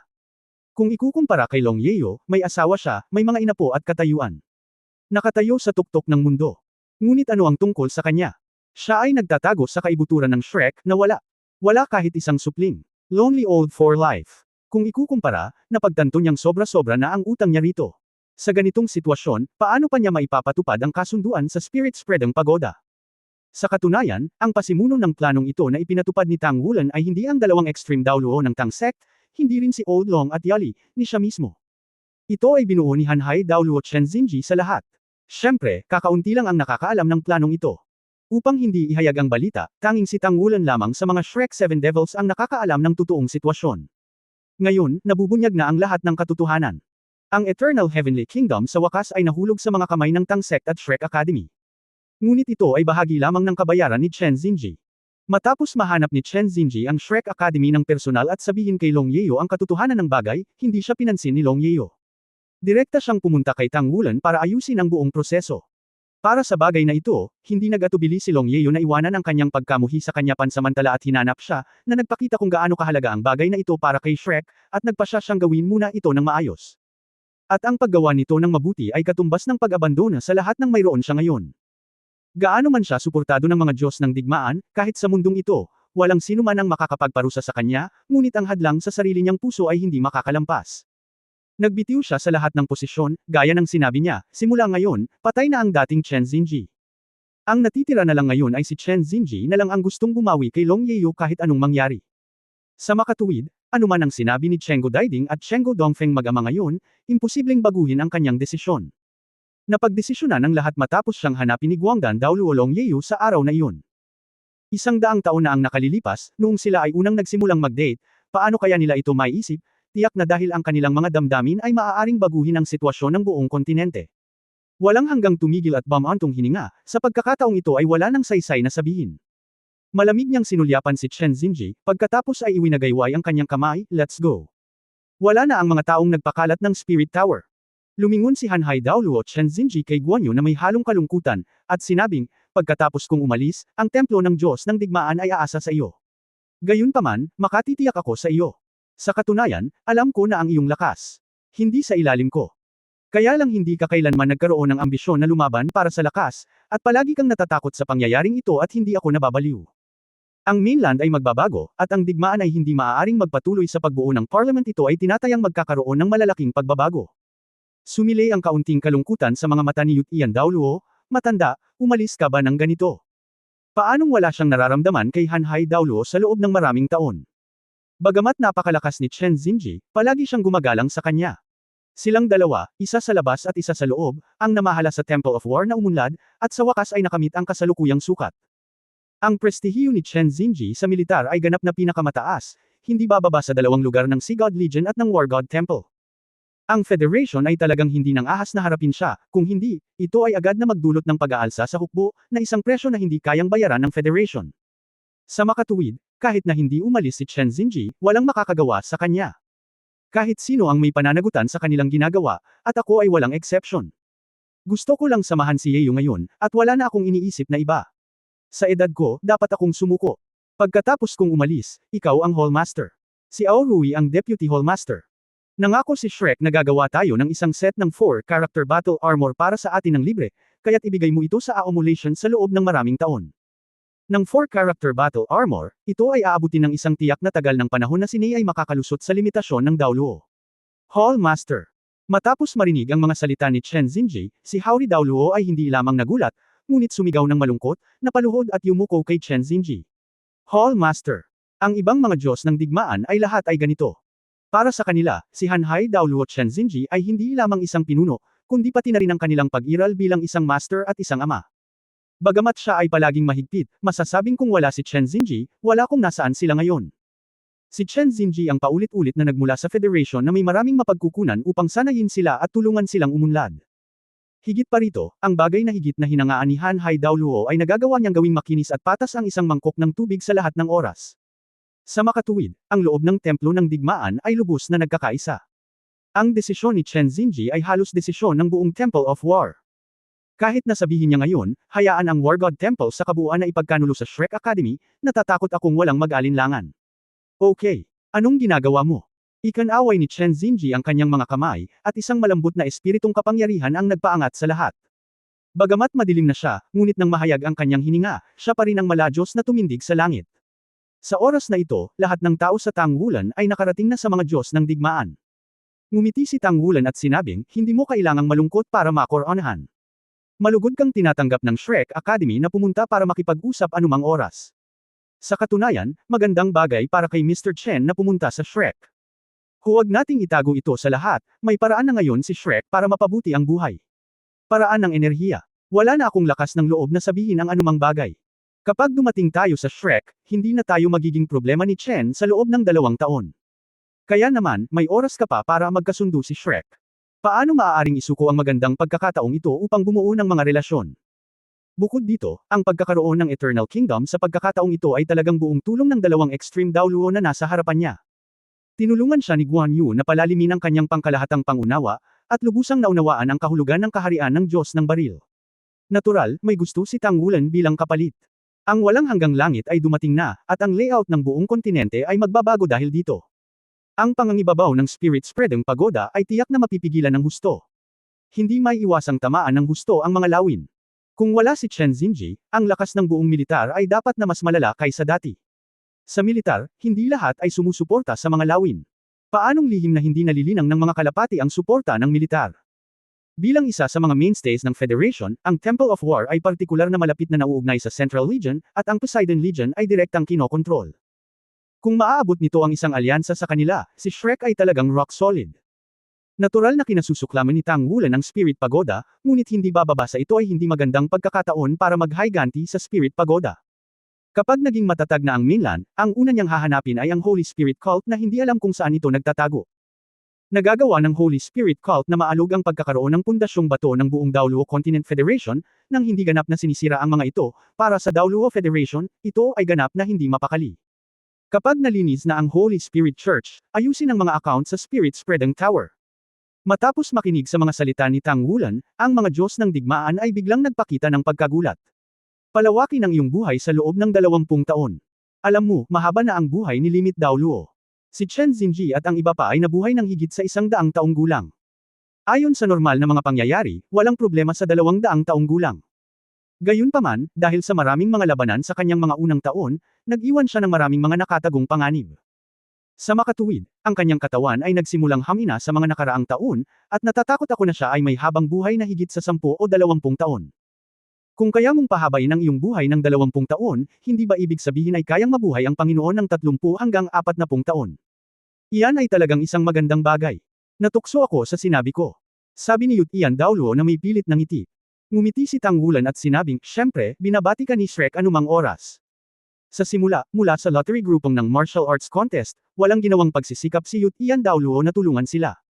Ang taong ito ay may tunay na damdamin para kay Shrek, at iba sa mga pagbabagong ginawa ni Hanhai Daoluo dahil kay Long Yeo. Sa kanya bilang master ng Temple of War, si Tang Wulan ay natural na pinaka-relieve. Mapait na ngumiti si Guan Yu at umiling, umalis na ang matandang Chen. Kung pupunta ako roon, natatakot ako na guluhin ka ng Federation sa lahat ng bagay. Terena, puntahan mo muna ang maliit mong kasama, pakiramdam ko, dapat magkaroon siya ng magandang pagkakataon. Ang kasamang tinutukoy niya ay natural na ibig sabihin ay si Ye Xinglan na gustong unawain ang malalim na kahulugan ng Diyos ng Espada ng Puwersahan. Ang pag-alis sa ika-18 palapag ng God of War Temple ay mas madali kaysa sa pagpasok. Malabong naramdaman ni Tang Wulan na talagang maraming sikreto sa Temple of War na hindi nila nakita. Ang background ng God of War Temple ay mas maganda pa sa inaakala nila. Mas malalim sa gitna. Nang bumalik sila kay Ye Xinglan at sa kanila muli, si Ye Xinglan ay nakabalot pa rin sa light cocoon, ngunit kumpara sa dati, ang light cocoon ay bahagyang nanginginig, na parabang may isang bagay na malapit nang kumawala mula dito. Kinakamot ni Shu Lizhi ang kanyang ulo at tainga ng sabik, ngunit hindi niya mapigilan. Tumingin si Tang Wulan kay Hanhai Daoluo at sinabi sa mahinang boses, "Old Chen, may paraan ba para matulungan siya?" Umiling si Chen Xinji at sinabing, bagaman pilit niyang pinasok ang estadong ito, nararamdaman niya na napakatibay ng kanyang pundasyon. At upang maunawaan ang malalim na kahulugan ng mga Diyos, maaari ka lamang umasa sa iyong sarili. Kung hindi, hindi ba masyadong masama ang mga Diyos? Sulit ba ang pera? Maniwala ka sa kanya. Mula sa isang lihim na obserbasyon. Ang kalooban ng maliit na batang babae na ito ay lubos na nauunawaan ang kahulugan ng Diyos, at ang pinakamalalim na kahulugan, at ang pinakamalalim na kakayahan ng batang babae na ito, at ang pinakamalalim na kahulugan ng Diyos, at hanggang sa pinakamalalim, at hanggang sa pinakamalalim na kahulugan, at ang pinakamalalim na kagustuhan ng batang babae na ito, at hanggang sa pinakamalalim na kahulugan, at ang pinakamalalim na kagustuhan ng batang babae na ito, at ang pinakamalalim na kahulugan, at ang pinakamalalim na kakayahan ng batang babae na ito, ang pinakamalalim na kahulugan, at ang pinakamalalim na kagustuhan ng batang babae na ito, ang pinakamalalim na kahulugan ng Diyos, at ang pinakamalalim, at hanggang sa pinakamalalim na pag-unawa sa Diyos. At hanggang sa pinakamalalim na kagustuhan ng batang babae ang mahalaga ay ang lakas ng kalooban, mas malaki ang posibilidad ng pag-unawa. Tumango si Tang Wulan, pinigilan ang pagkabalisa sa kanyang puso, at tahimik na naghintay. Lumipas ang oras sa bawat minuto. Ang pag-alog ng magaan na cocoon ay nagsimula na ring maging mas matindi. Nagsimulang maging mataimtim ang mga ekspresyon ng bawat isa, at alam ng lahat na dumating na ang kritikal na sandali, at kung makakalusot sila sa isang iglap. At sa sandaling imposibleng makalusot, ang pinsala kay Ye Xinglan ay malamang na permanente, at kahit na siya ay maaaring maging permanente at hindi na makakaya pa. Ang kanyang pinili ay isang pagkasira. Ito ang karakter ni Ye Xinglan, palagi siyang ganito, walang makakapagpabago sa kanyang pagkatao. Sa wakas, isang malinaw at nabalisang tunog ng espada ang tumunog, at isang puwang ang biglang bumukas sa tuktok ng light cocoon, at pagkatapos, isang surge ng sword aura ang tumaas sa kalangitan. Nagkaroon ng bahagyang pagkabigla sa loob ng buong templo ng digmaan, at sa dilim, malinaw na naramdaman ng lahat na pakiramdam nila ay tatagos sila, at kailangan nilang hikayatin ang kapangyarihan ng kanilang kaluluwa na protektahan ang kanilang sarili, upang hindi talaga maapektuhan ng kapangyarihang iyon. Nasugatan ang kanyang layunin sa espada. Sumambulat ang cocoon, at isang figure ang tumaas sa langit. Ang lahat ng mga layunin ng espada ay binawi sa isang iglap at bumalik sa kanyang katawan, inihayag ang kanyang orihinal na anyo. Ang mahabang buhok ni Ye Xinglan ay nakalatag na sa oras na ito, nakatikip sa kanyang mga balikat, na nagdaragdag ng dampi ng lambot sa kanyang malamig na ugali. Nasuspine sa ere, wala siyang espada sa kamay, pero para siyang espada. Nagtatagpo lang ang talim ng espada. Sa halip, ang orihinal na talas ay nawala. May mainit na hangin sa buong tao. Kung titingnang mabuti, makikita mo na maging ang pagitan ng mga kilay nitong Star God Daoluo ay naging mas malambot kaysa dati. Bumagsak mula sa langit, ang mga mata ni Ye Xinglan ay kumislap ng isang dampi ng lamang, ang kanyang mga mata ay nahulog lamang kay Shu Lizhi. Tuwang-tuwa si Shu Lizhi nang makita niyang ayos lang siya, at sinugod siya ng 3 hakbang at 2 hakbang. Sister Xinglan, okay ka lang? Kumusta? May mga discomforts ba? Bahagyang umiling si Ye Xinglan, at mahinang sinabi, "Fool. Hindi ba ito mabuti para sa akin?" Nakahinga ng maluwag si Xu Lizi, "Mabuti yan, mabuti iyon. Ayos lang." Biglang ibinuka ni Ye Xinglan ang kanyang mga braso, niyakap ang kanyang mataba na baywang, at isinandal ang kanyang ulo sa kanyang mga balikat. "I'm sorry, Lizzie, I am too capricious. I have always been too capricious. I just want to practice the sword by myself. But I never consider your feelings. I'm sorry." Hindi ko na uulitin. Ang pakikinig sa kanya ay biglang nagsabi ng napakaraming bagay, lalo pa si Xu Lizi ay natigilan, lahat ng tao sa Shrek ay nabigla. Ito ay hindi nagmamay-ari. Si Ye Xinglan pa rin ba ito? Ito ba ang masasabi ng Star God daw Luo Ye Xinglan? Kailan kaya magiging maamo ang isang ito? Ang iba pang mga tao ng Shrek 7 Monsters ang pinaka nag-react. Parang kambal talaga sina Exi at Lezengayo sa mga oras na ito, nakabuka rin ang kanilang mga bibig, puno ng hindi kapani-paniwalang kulay ang kanilang mga mukha, maging si Yuanan Yahui ay may parehong mukha. Dahil sa pagtataka, tinakpan pa ni Xu Xiaoyan ang kanyang bibig. Napaawang ang bibig ni Tang Wulan, pagkatapos ay itinaas ang kanyang kamay at pinunasan ang kanyang mga mata. Napakaraming tao sa paligid, buong pagmamahal na ipinagtapat ni Ye Xinglan, Diyos ko. Siya ba talaga ito? Ngayon lang, sa totoo lang, malapit na akong mabaigo, at higit sa isang beses ko naramdaman ang pakiramdam ng kabiguan. Alam mo ba, sa oras na iyon, ang puso ko ay napuno ng kawalan at pag-ayaw. Gayunpaman, sinubukan ko ang lahat ng aking makakaya at naubos ang lahat ng aking kakayahan. At pagpupersege. Ngunit, hindi ko talaga kayang magpumilit. Nahawakan ko na ang kaharian ng Diyos ng Espada, kaya't alam ko. Malungkot. Akala ko, para akong mamamatay ng ganito. Pero, nung mga oras na yun, bigla kitang naramdaman. Siguro pagkamatay ng isang tao, and the spread of mental power was also particular powerful. Kaya naman, I can obvious your emotions.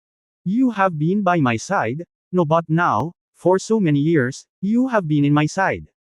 I have always know your feelings, pero kahit na gusto kita sa puso ko, I can't express it.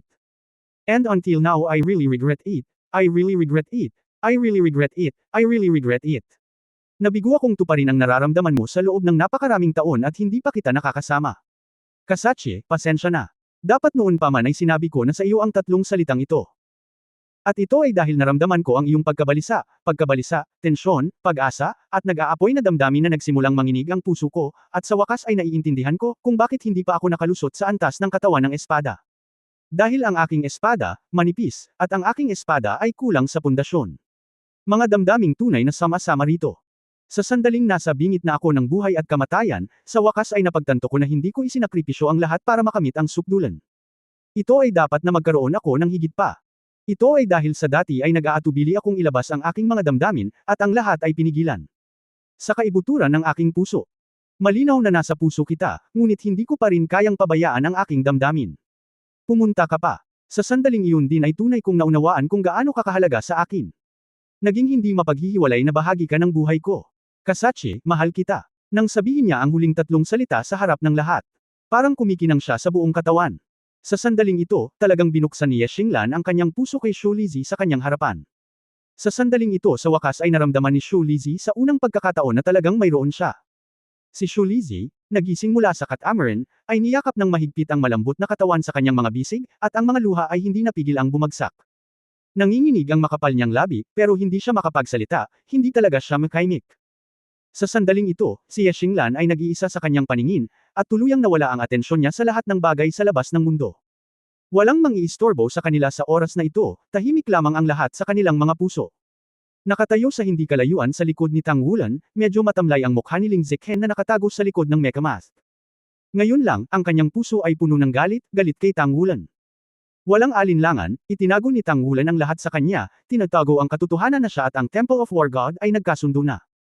Hayaang isipin niya na talagang dumating sila upang mahanap ang walang hanggang langit. Matapos mabunyag ang katotohanan, talagang gusto niyang sampilan ang lalaking ito hanggang sa mamatay.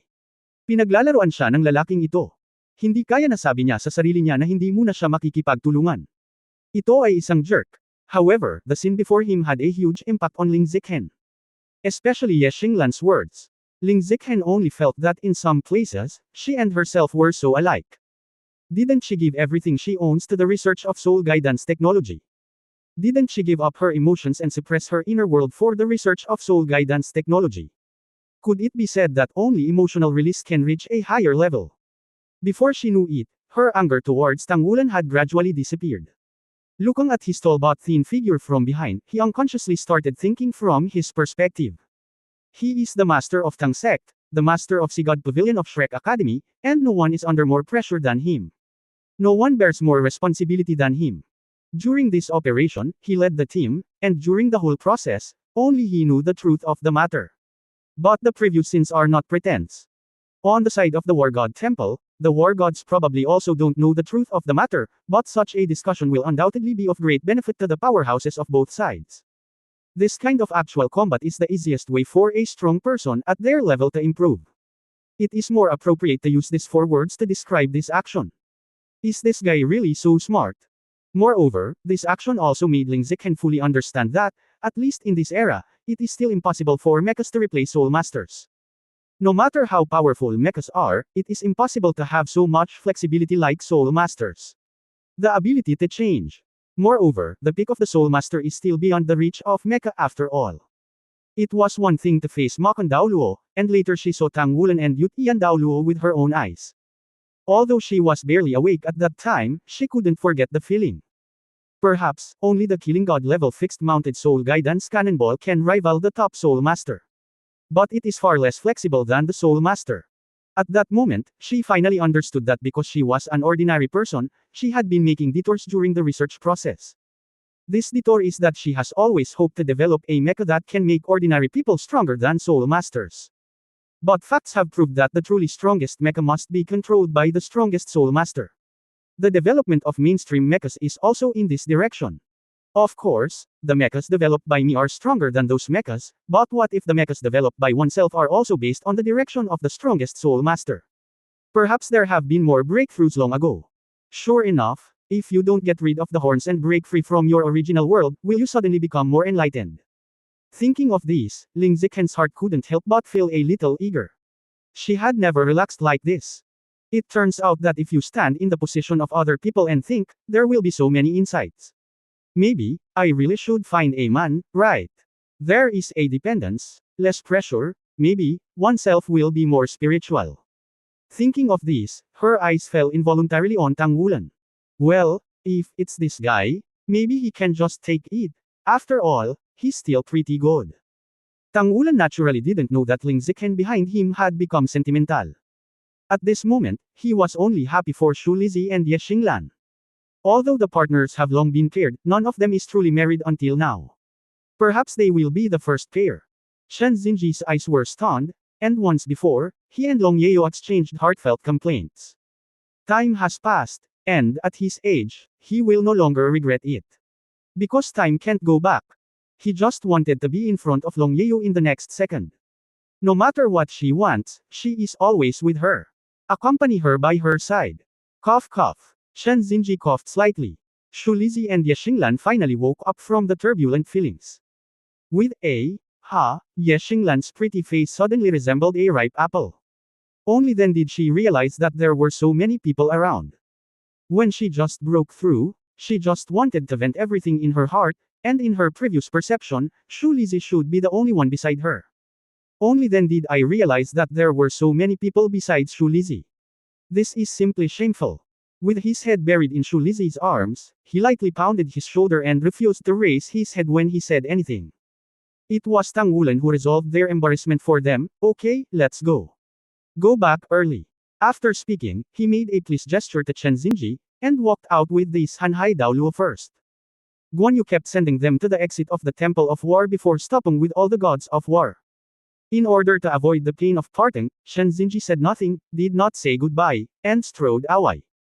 With this vast Daoluo opening the way, even if all the troops of the entire Central Legion were aimed outside, everyone would be able to pass unimpeded all the way.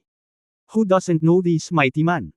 For a time, where Chen Xinji passed, all the soldiers of the Central Legion stood at attention and saluted, and all the weapons aimed at the exit of the Temple of War raised their muzzles to the sky.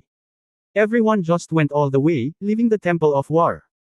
A few days later, several explosive news broke out from the Daoluo Federation. The Lord of the Temple of War, the commander of the Poseidon Legion, and Hanhai Daoluo Chen Xinji stabbed all positions due to physical reasons. At the same time, due to lack of preparation, the military operations against the Star Luo Empire were temporarily stopped. When will they continue? There is no timetable. Because of Han Haiduluo's resignation, the military has experienced great turbulence. Especially the issue of the ownership of the commander of the Poseidon Legion is even more so. There seems to be a great shock within the entire parliament. Suddenly, opinions were divided. A full month later, the parliament held provisional elections. In this re-election, the Doves won more seats than before. Immediately afterwards, another news came out that shook the mainland. After consultations, the Federal Assembly decided to revoke the Tang Sect's treason organization and rectify the Tang Sect's name. Tang Sect is still an important non-governmental organization of the Daoluo Federation. At the same time, Tang Sect was invited to send at least 2 heads to the parliament. At the same time, the rebuilt Shrek Academy was recognized, and the Federal Assembly also invited Shrek Academy. But it was rejected by Shrek Academy, and Shrek's creed of forever neutrality remained unchanged. In just a few months, the political situation seems to have undergone earth-shaking changes. But anyone with a discerning eye can see that one of the original biggest forces seems to have completely died down during this period of time. That is, Xuanling Pagoda. In all the previous changes, there was no voice that belonged to the Spirit Transmission Tower, as if this organization had simply disappeared. The situation on the mainland began to stabilize after a few months of turbulence. The Doves have once again become the existence that can fight against the Hawks in the parliament. Why, sister? Why? You already knew it was him, didn't you? Shenxing stood in front of her sister anxiously. Although Shen Yu is not young anymore, she still looks beautiful. But what is shocking is that the stars on her shoulders have become 3. Even Shenxing in front of her had already been promoted to the rank of colonel. What are you doing? Can't you do it? How can you talk to the chief? Shen Yu's face sank. After changing the usual time, seeing her sister in this state, Shen Yu would definitely be a little scared subconsciously. However, she couldn't help it anymore today. Am I wrong? You knew it was that guy at all. Tsaka alam mo rin na ang bangungot ko ay dahil sa kanya. Tapos sinasadya mo siyang dinala sa akin. Ginagawa mo ba to sa kapatid mo? Sabi sa puntong ito, umiiyak na si Shenxing. Nang makita ni Shen Yu ang pulang mata ng kanyang kapatid, hindi napigilan ni Shen Yu na maging malambot, at napabuntong hininga, "Silly girl, ang mga tao sa aming pamilya ay kailangang tiisin ng higit pa kaysa sa iba. Oo, aminado ako, lahat ng ito ay inayos ko. Sa katunayan, matagal na kaming nagkaroon ng malapit na pakikipagtulungan ni Shrek. Sa madaling salita, sa mga militar, ang pinakamalapit kay Shrek ay ang aming pamilya. Hindi mo lang alam na pumasok ka sa pamilya. Kung hindi, bakit ako nasa North Navy Regiment? Sa katunayan, binabantayan namin ang Devil's Island para kay Shrek." Natigilan si Shenxing, "Ate, bakit hindi mo sinabi sa akin ng mas maaga?" Napabuntong hininga si Shen Yu, "Matigas ang ulo mo. Sinabi ko sa iyo kanina na baka matagal mo nang binalingan ng langit. Marahil isa nga itong bangungot para sa iyo, ngunit hindi mo ba naisip na dahil ito sa bangungot na ito? Lumaki ka na ba, at ang bilis ng paglaki ay napakabilis. Kung hindi, paano ka magkakaroon ng ranggo ng koronel sa gayong murang edad?" Kinagat ni Shenxing ang kanyang labi, bigla siyang nataranta, nalilito kung ano ang sasabihin. Tiningnan siya ni Shen Yu ng malalim, "Kung hindi mo talaga kayang bitawan, hanapin mo siya. Pumunta ka kay Shrek." Natigilan si Shenxing, "Pumunta kay Shrek? Ano ang magagawa ko doon?" Shen Yu said, "I don't know. It's your choice. Anong klaseng senses ang meron ka para sa kanya? At saka, isa lang ang gusto kong itanong sa iyo. Paano kung hahayaan mo talagang makipag-blind date sa kanya noong araw na iyon?" Nang inag ang katawan ni Shen Xingjiao, biglang may napagtanto, itinaas ang kanyang ulo, at tumingin sa kanyang kapatid na may pagkamangha. Bahagyang napabuntong hininga si Shen Yu, "Alam mo, marami akong nablock para sa iyo. Kung hindi, ayon sa mga matatanda sa pamilya, napakaraming intersection mo at siya, at bumibigat ang kanyang status. Kahit nabaligtad na post, gusto nilang nasa tabi kanya. Iyon ang pinakamagandang estado para sa pamilya. Pero payag ka ba?" Tumingin si Shenxing sa kanyang kapatid na walang laman. Payag ba siya? Hindi niya alam, hindi niya talaga alam. Ang pag-aakalang ito ay isang kaayusan ng pamilya ay nagpalamig sa kanya. Pagod na siyang ipinanganak sa ganoong pamilya. Ang pamilya ay walang alinlangan na may mga pangangailangan. Kung talagang kasama niya ito, marahil, ang pamilya ay magkakaroon ng iba't ibang mga kahilingan. And that kind of self, makakasama mo ba talaga siya? Isa pa, may iba na siyang nasa puso. Sige, huwag ka masyadong mag-isip. Sa pagkakataong ito, ginamit ka nga ng pamilya, kaya mabilis tumaas ang ranggo mo. Matutulungan kitang sugpuin ito. Tinulungan kitang sugpuin ito. I do you have fight for freedom, at walang magtatanong sa iyo kung ano ang gusto mo sa hinaharap. Gawin mo ang gusto mong gawin. Sa puntong ito, naging mas malumanay ang boses ni Shen Yu. "Ate," namula ang mga mata ni Shenxing, at bumulusok siya sa mga bisig ng kanyang kapatid at niyakap ng mahigpit si Shen Yu. Mapait na ngumiti si Shen Yu, ang buhay ko ay napahamak ng pamilya, at sobra ang aking isinakripisyo para sa pamilya. Isa lang akong kapatid na katulad mo, at ayoko nang maulit mo pa ang mga pagkakamali mo. Inako ko na ang responsibilidad ng ating henerasyon. Hindi mo na kailangang pasanin pa. Hindi ko pinagsisisihan ang mga nakaraang bagay, at least may kakayahan ka na lumaki, at least may kakayahan ka para lumaki ka. Ang gagawin sa hinaharap ay nasa iyo. Ate, pero, hindi ko talaga alam. Shrek Academy. Ang Shrek City kung saan ang Poseidon Lake ang sentro ay nasa proseso pa rin ng tuloy-tuloy na konstruksyon, at karamihan sa environmental greening sa paligid ng pangunahing gusali ay natapos na. Nakumpleto na rin ang mga gusaling kabilang sa Titan Great Ape Family. Opisyal na inihayag ng Shrek Academy na ang isang kapat ng circumference ng lupain sa tabi ng Sigod Lake ay ibibigay sa Tangsek magpakailanman. Ang bahagi para sa Tangmen ay ginawa mismo ni Tangmen, at ito ay isinasagawa din sa napakabilis na bilis. Ang buong Shrek Academy ay umuunlad. Sa ilalim ng mahigpit na pagtuturo, ang mga mag-aaral sa unang yugto ay tinanggal, ngunit karamihan sa mga mag-aaral ay maaaring matugunan ang mga kinakailangan at sumulong. Hindi ko lang alam kung kailan nagsimula. May ganoong tao sa campus ni Shrek. Matandang lalaki iyon na may puting buhok. Umagang-umaga, kapag maliwanag na ang kanyang henyo, pupunta siya sa palaruan ng Shrek Academy. Hawak ang isang malaking walis, nagsimulang linisin ang palaruan sa harap ng pangunahing gusali ng kolehiyo. Ang buong gawain sa paglilinis ay matatapos lamang sa pamamagitan ng paglilinis mula madaling araw hanggang 3 poste sa araw. Araw-araw. Ang mga mag-aaral sa mga ehersisyo sa umaga ay madalas na nakikita ang pagkakaroon ng isang ito.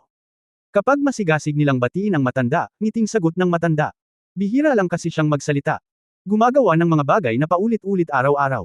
Ang kanyang mga damit ay napakasimple, ang pinakasimpleng uri ng karaniwang tao. Nasanay na si Zikhen na gumising ng maaga, at si Luog Weishing ang mas binibigyang pansin sa kanyang klase. Ito ay dahil ang batang ito ay may talento at nagtatrabaho ng husto. Sinabi ni Luog Weishing kay Zikhen na sa Shrek, hindi kailanman nagkukulang ng mga henyo, ngunit sa mga henyo, iilan lamang ang maaaring tunay na maging malakas. At ang bahaging ito ay handang magbayad sa mga henyo. Lalong nagustuhan ni Zikhen si Shrek, at dahil nakita niya ang kilos ni Tang Wulan sa pakikipaglaban, nagpasya siyang maging isang makapangyarihang buhay tulad ng Pavilion Master. Sa makatuwid, kahit na siya ay napakahusay, siya ay nagtatrabaho pa rin ng husto. Nagsasanay ako ng husto araw-araw, at ginugugol ko ang karamihan ng aking oras sa nakatuong paglilinang. Tuwing umaga, tatakbo siya at umiinit sa palaruan. Maghanda para sa susunod na praktikal na aralin. Pagsisimula pa lang niyang mag-jogging, nakita na niya ang matanda na araw-araw na siyang nakakakita nitong mga nakaraang panahon. Sa totoo lang, may ilang pagdududa si Zikhen tungkol sa akademya para sa matandang ito na nagwawalis sa sahig. Ang matanda ay tila hindi bababa sa 70 o 80 taong gulang. Sobra-sobra na para sa isang matanda na maging responsable sa paglilinis ng napakalaking palaruan. Lolo, hello. Tutulungan kitang magwalis. Sa wakas ay hindi na napigilan ni Zikhen ngayon, humakbang siya at lumapit sa matanda. Umangat ang ulo ng matanda, tumingin sa bata ng may time na mga mata, at bahagyang ngumiti, hindi. Hindi ako nagwawalis ng sahig, nag-ehersisyo ako sa umaga. Gaya mo. Matanda ka na lang at ayaw mong tumakbo, pagkatapos ay walisin mo ang sahig at kumilos. Igalaw mo ang iyong mga paa at paa. Tumakbo ka. Mahalaga ba talaga ito? Tanong ni Zikhen na may halong pag-aalala. Ngumiti ang matanda at umiling, nakikita kitang tumatakbo rito tuwing umaga. Napakasipag mong bata. Ito ba ang kailangan sa iyo ng kolehiyo? Umiling si Zikhen, hindi magtatanong ang akademya kahit kanino, ito ang itinatanong ko sa sarili ko. Sabi ng guro na kapag may talento ka, mas dapat kang magsumikap para magkaroon ka ng mas maraming tagumpay. Oh, so, napakagaling ng talent mo. Napatingin sa kanya ang matanda na may interes. Namula si Zikhen at mabilis na umiling, not counted, not counted. In Shrek, who dares to say that talent is good? Lolo, dahan-dahan kang magwalas, pansinin mo ang katawan mo, tatakbo muna ako. Pagkatapos magsalita, tumakbo siya sa direksyong tinatakbo niya. Tumingin ang matanda sa kanyang likuran, hindi maiwasang mapangiti, mahinang umiling, at bamulong sa sarili, napakasarap maging bata. Nakakatuwang makita ang mga kabataang ito. Hindi ka pa sapat na nagwalis. Sa sandaling ito, isang malamig na boses ang narinig sa tabi niya. Bakas sa mga mata ng matanda ang pagtataka, at dali-dali siyang lumingon, sakto namang nakita niya ang taong nag-iisip. For more videos, please like, share and subscribe.